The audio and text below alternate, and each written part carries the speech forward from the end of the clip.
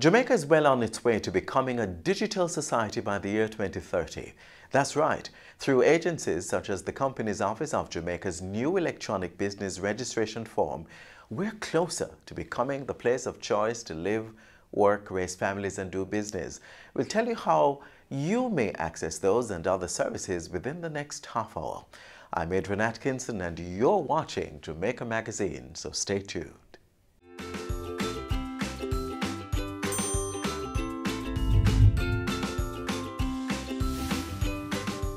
Prime Minister Andrew Holness in August launched the Companies Office of Jamaica's electronic business registration form.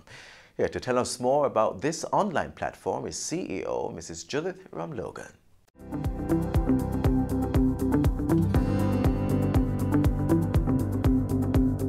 Welcome to Get the Facts, a program that provides you with information on government's policies and initiatives. I'm your host, Anthros Campbell. The electronic business registration form was launched by the Companies Office of Jamaica, the COJ, on August 7 this year. This online platform seeks to replace the manual paper registration form and simplify the process of doing business. To speak more on this is the Chief Executive Officer of the COJ, Judith Ramlogan. Welcome to the program. Thank you. All right, so you have a new business form, yes, registration form. Tell us, what was it like before? Tell us about the history of doing business with the COJ before this form. Okay, the electronic business registration form is just a way of bringing the business registration form, or as most people know it, the super form, online. So before the super form, we implemented the super form, or we launched the super form in 2014. Before the super form, a company or a business, somebody who wanted to register a business name would come to COJ, register that company or business name, get a certificate, a registration certificate, which that person would now take to the tax office to get a taxpayer registration number, to the Ministry of Labour and Social Security to register, to get an NIS number, and also take it to NHT and to HART to be registered. Yes. That could take about 7 days, 7 other days. So when you are incorporated or you're registered, it would take 7 other days or 7 more days for you to be able to start a business. Yes. So that posed significant challenges. But you had addressed that going to the different places. Right. With the business registration form. With this form. Right. The super form. The super form, yes. Right. So what we have done is converted the manual super form into an electronic form. So that is what the electronic business registration form is about. So tell me about this prior system. How did it impact operations and business and so on, apart from you having to wait 7 days? Well, the time is money. So what it would mean is that company or a business person could not start operations until he visited all those other business startup agencies. Right. And the visit would take just the one day you go to wherever would solve sometimes it could take a day. Sometimes it, depending on whether you met all the requirements at the first go, maybe you'd have to go back to those agencies. Yes. But tell me now, so moving into this new system, tell us, what are some of the things you had to do? Did you have to train? Tell us about that. Well, we had to develop a form, right? We had to develop a form, and we learned that, the manual form, it's not possible to just convert it to an electronic form. So we had to develop the form. We had to get developers IT developers to develop the form. We had to get eGov Jamaica Limited to help us with that, right? So it was a long, engaged process. We had to convert our legal rules to electronic rules, right? So, it was a long and involved process, and it took longer than we thought it would. Was more complex, but we are at the point now where we have this electronic form. Okay, great. And what about processes within your own organization as it relates to how they would treat with customers? Well, the thing though is that the electronic form is really just about how the form gets into our automated registration system. So the internal staff didn't really need much training because it's the same information that they're receiving. It's just a comparison. You know, you either walk in and present us with the form, or you send it to us by electronically. Yes, yes. So when it comes into our internal system, it's the same process. Right. What kind of numbers are you talking about as it relates to the people coming each day? Well, the thing is that we in the last year we've registered more than, I would say, 10,000 business names. Right now, a lot of those, most of those come, they walk in, right? But in the last year, we have registered 1,124 business names online, right? Yes. The form was developed in 2 stages. So since last year, you could register a business name online. But just since this year, you can register a company. So to date, we have only seen 2 companies being registered online. Yes. And part of the reason is that we have How many? Two, because we have not publicized. Yes. We're about to embark on a major public education campaign about registering online. Right. But the business names, persons have been using that system, and we have a kiosk at COJ, so we invite persons to come and use that kiosk to register their business names. So tell us about the difference between the business name and the companies. Yes. I get that question all the time. A business name is just a name that you use to other than your first and your last name, right? So if I was just say Judith Ramlogan, attorney at law, I wouldn't have to register a business name. But if I said Judith Ramlogan and Partners or Judith Ramlogan and Company, I have to register that business name. Now, it's me, right? So Judith Ramlogan and Company is Judith Ramlogan. So there's no separate personality. Whatever liabilities I might incur, or the business might incur, those are my liabilities, right? With a company is a separate legal personality. So if I decide to form a company, and I can form a one-man company, if I decide to do that, Judith Ramlogan Limited, right? What it means is that any liabilities incurred by the company, those are for the company. Any assets that I have as Judith Ramlogan can't be touched. So that's the difference. So we take a break now. We come back with more information on the Companies Office of Jamaica. Please stay with us.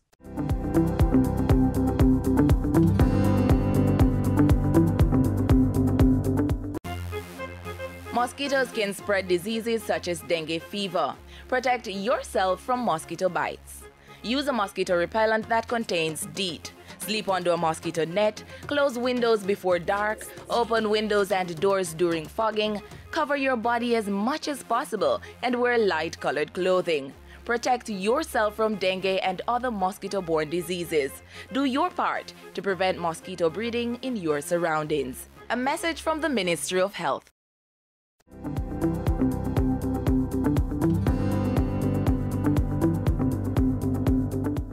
Welcome back to Get the Facts with the Chief Executive Officer of the Companies Office of Jamaica, Judith Ramlogan.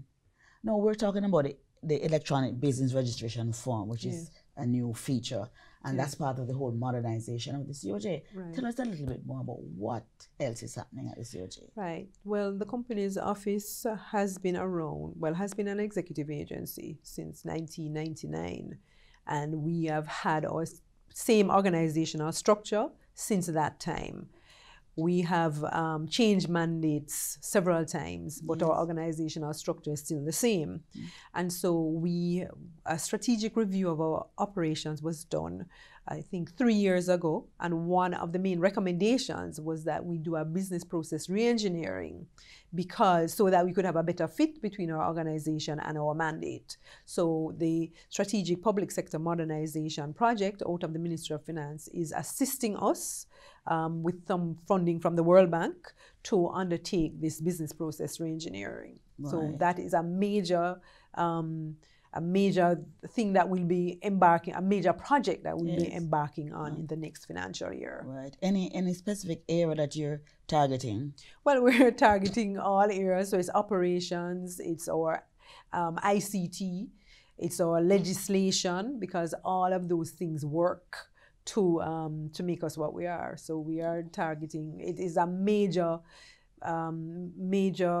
endeavor that we'll be embarking on. Right.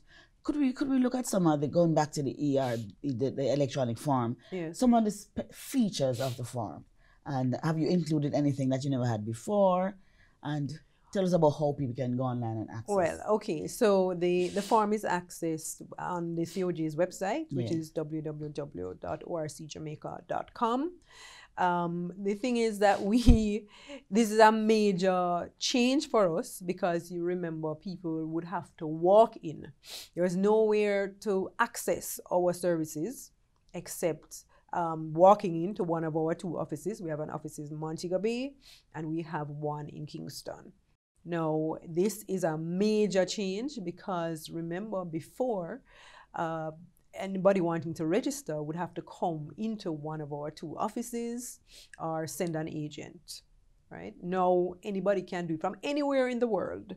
You can go online and register your company or your business name. Yes. Right. So one of the features is that you have to get a subscriber login, right? So you go online and you get that subscriber login. We will approve you will get an email notification saying that this is your login and you have been accepted. Then you go and you would go now to reserve, to get name approval, because you can't register a name without getting it approved. Okay. We have given you a 2-day free name reservation. So if you could go online, you say, I would want to this is the name I'm proposing. And we will, within 2 days, we will respond to you and say, this name is acceptable. And we will, if you want a 2 days reservation, because, sometimes it takes time to gather all your information, because you might have to upload documents and such. So we'll give you a two-day reservation. At the end of, the expiration of that 2-day reservation, you go back to the business registration portal and you complete the online form that's there. And after that, you complete. In order to submit, though, you need to sign the document. There's an electronic signature that you need to do, right? You need to upload any documents that we will require, because we will require a government-issued ID. We will require proof of address, of your home address. And if there are any certifications, because sometimes if you use a particular word, like legal or medical, you have to show that you are certified to practice in those areas. So you upload all of that information. If you're not Jamaican, you'll have to prove nationality. You'll upload that as well. It sounds like a lot of information you need to get before. It's a lot. Yes, you need to gather all your information. So it makes sense if you're watching this program to get these documents before you actually go online, so it will save you some time. Yes. Yes. Although there is a facility that you can save the document and go back to it. Yes. But it's not a long window. Yes, so you really should gather all the Yes. information. Yes. And then you upload all that information, and in 2 days, we will send you a notification to say that your company or your business name has been registered. Yes. Yes. The reason why it takes so long at this time is that we have to look at each name that is proposed. But we are working on what we call a name search algorithm that will help us to automatically approve most names. Yes. Great. Good. So tell me about, as we wrap, tell me about your major, remind us of your mandate. The Companies Office mandate is really to administer the Companies Act and the Registration of Business Names Act. So what it means that we're responsible for registration and regulation of those 2 types of entities. We are also responsible, of course, because we are a registry. So people file documents with us. Yes. Right? So we have a large store of information and we are responsible for managing that. And I just want persons to know that you can search our databases, because there's not much information at the Companies Office that is private. All of it is public. We charge you fees to search, but they're manageable. You can search. So you have to be a subscriber to our website. right? First, I should say, though, that if you wanted to search to see whether a name is available or a company has been registered, you can do that free of cost. But if you are going to be doing a detailed search, like you want to know who are the shareholders or who are the directors of a company, then we will charge you. Okay. There's a subscription fee, and then every page you search, I think, is $50 that we charge for that. You do your own printing, so there's no charge for that. Okay. I also want to mention that we are responsible for administering the national security interest in personal property database. Yes. Right? So and on that database, or on that registry, what happens is that secured creditors register notices of any interest that they have taken in personal property. So everything other than mortgages, those notices come to the NSIP registry. Yes, right. Okay, I would like to remind you that you can register your company or business name online. You don't need to walk into the COJ's offices. You can do that online. And if you need any help, call us. We can help you. We can hold your hand. What are your numbers? Well, the number that I would tell you, COJ numbers 908-441-9223. But our IT line is 920-1990. Thank you so much. This has been Get the Facts with our guest Judith Rum-Logan, Chief Executive Officer of the Company's Office of Jamaica. To watch this program again, log on to our social media handle YouTube/WatchJIS and stay connected via our website at jis.gov.jm. Until next time, I'm Anthros Campbell. Take care.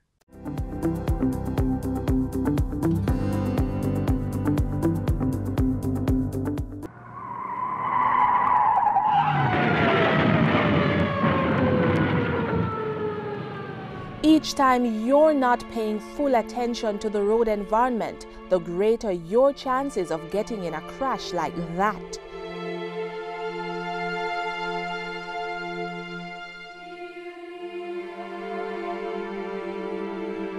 Plan routes to avoid focusing on GPS systems, prevent children from roaming in motor vehicles, turn down the volume of car stereo systems, pull off the roadway if you have to use mobile devices, do not read, watch television or eat while driving, avoid multitasking, and keep conversations with other passengers to a minimum.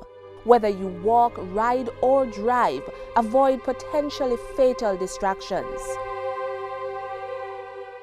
The Microcredit Act seeks to protect citizens while it regulates operators within the microloans sector. Listen closely as Minister Floyd Green tells us more.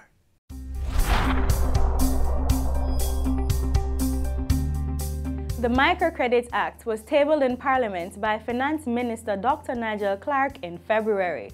It is intended to regulate microcredit service providers by ensuring they are licensed by the designated regulatory authority.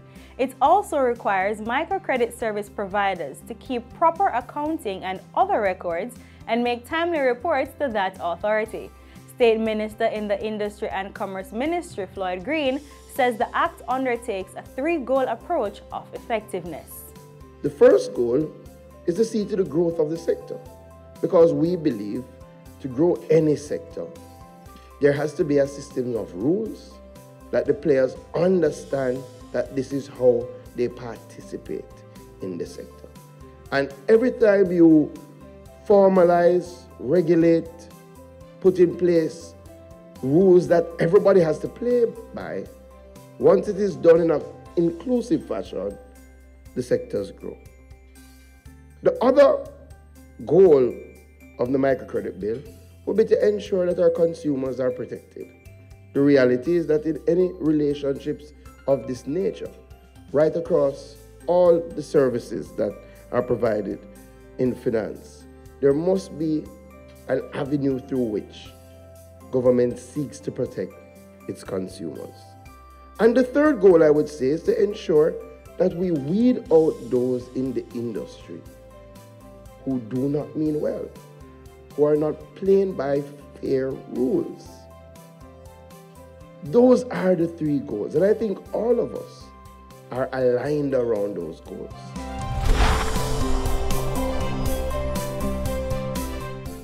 Keep we island clean, so clean. From the peaks to the beach, so clean. No dirty up Jamaica, please don't do it. Keep we island clean, so clean. From the peaks to the beach, so clean. No dirty up Jamaica, please don't do it. No dash no paper, no dash no plastic. Dispose your garbage responsibly. No know how to recycle, learn it quick. And if you drop it, better pick up every piece of it. Plastics last forever, don't forget the bits. Cause when them touch the street, them end up in the sea. Collect pan the reef where they fish them feed. And when you want seafood, I eat your Keep eat. we island clean, so clean. From the peaks to the beach, so clean. No dirty up Jamaica, please don't do it. No dirty up Jamaica, no dirty up Jamaica, no dirty up Jamaica, no dirty up Jamaica. Farming isn't just about planting a seed and watering it. It involves much more considerations like finding the right area with the right soil type for certain crops, ensuring you have water and a market for your produce to avoid a glut. Check this out. To provide jobs for persons, it lets me feel like, I'm really contributing to the economy of the country. It's just a good feeling. And to produce the quality products, to compete with the international market and to produce goods that actually look much better than imported goods, it's a good feeling for me.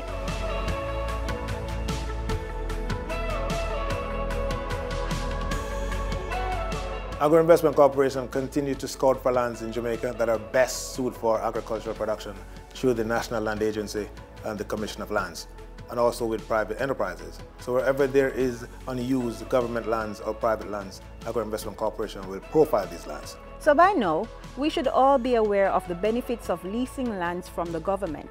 But once you've leased the land, how do you maximize returns? Well, knowing the soil type is important. For instance, did you know that over in the Ebony Park Spring Plain Agro Park, the soil type impacts the kinds of crops that can be planted there? Ebony Park Agro Park is about 1,100 acres, and likewise the Spring Plain, and that's roughly all the lands within there. There are areas of non-arable areas, but there are arable areas. Arable areas amount on the Ebony Park side to about 800 acres. There's a lot of different soil types, predominantly Bonegate, clay loam. Basically anything can grow here. Once it requires a pH of about 6.5 to about 7.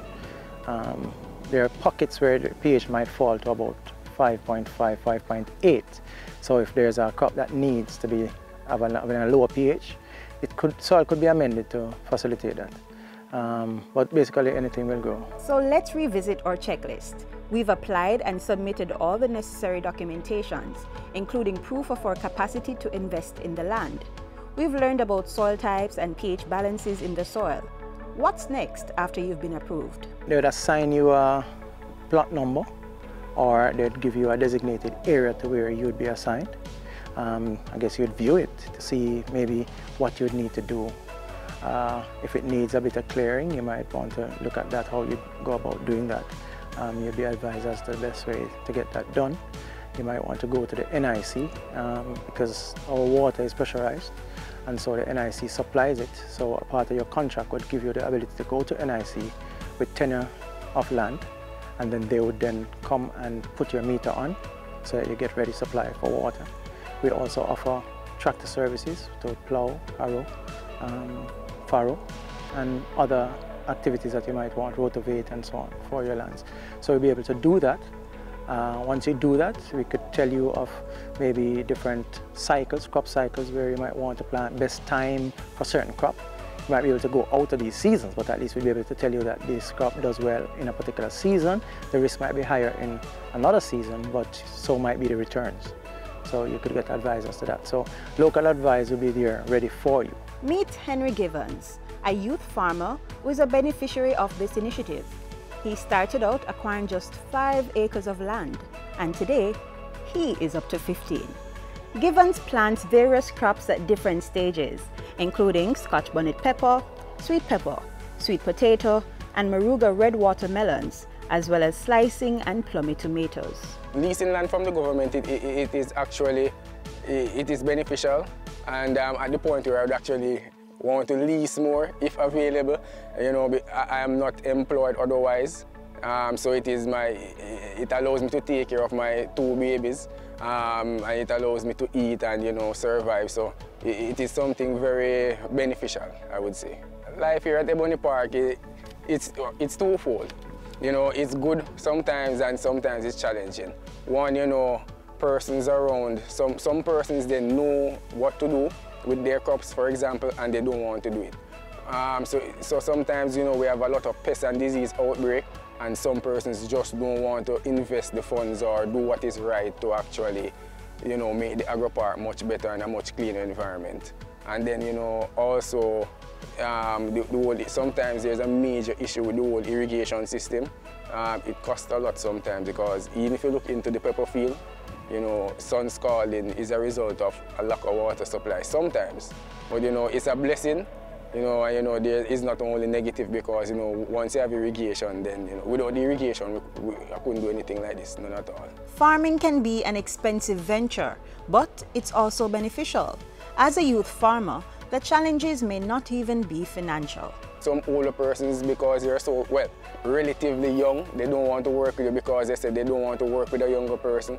However, you know, sometimes it's good to know that, you know, for some persons that really can't afford to go into the farming as deep, that you can provide them with not only a job, but you can also assist them with technical, you know, technical advice to improve their smaller production that they do as well. My advice to younger farmers or investors is that they should not be discouraged or swayed from agriculture. It is something that can be beneficial, and, you know, is a good way to make a good foundation for themselves and their families. So it's something that they should look into and be strong about it. That's the only way we can build our country.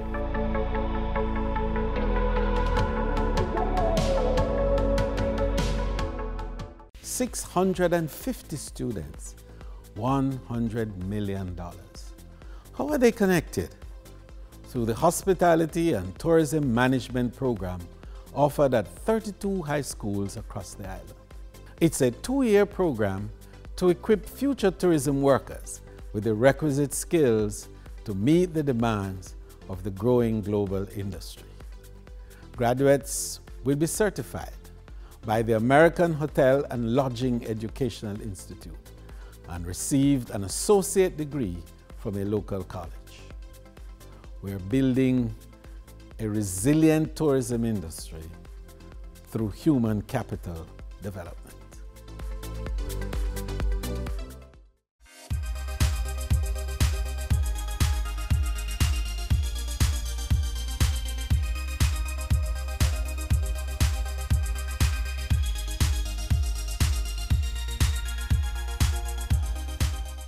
If you no want pop down and fenke, you fi burn mosquito and run with dengue. So no make water cycle in open container. For them we read up under the danger. Usher them out, run them away.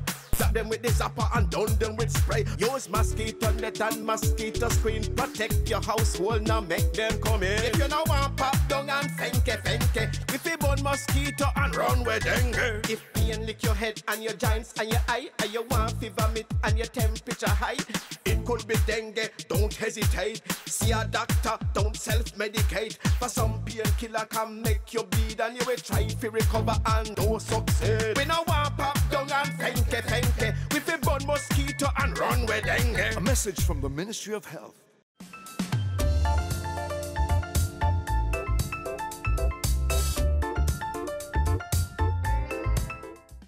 Thanks for watching another edition of Jamaica Magazine. Do join us again tomorrow when we'll do this all over again. Until then, send your feedback on today's show to jamaicamagazine@gis.gov.jm. Also, follow us on our social media pages, gis.gov.jm, or subscribing to our YouTube channel. You may also find us on all the major social media platforms. On behalf of the entire production team here at the GIS, I'm Adrian Atkinson. Thanks for watching. This has been a production of the Jamaica Information Service, the voice of Jamaica.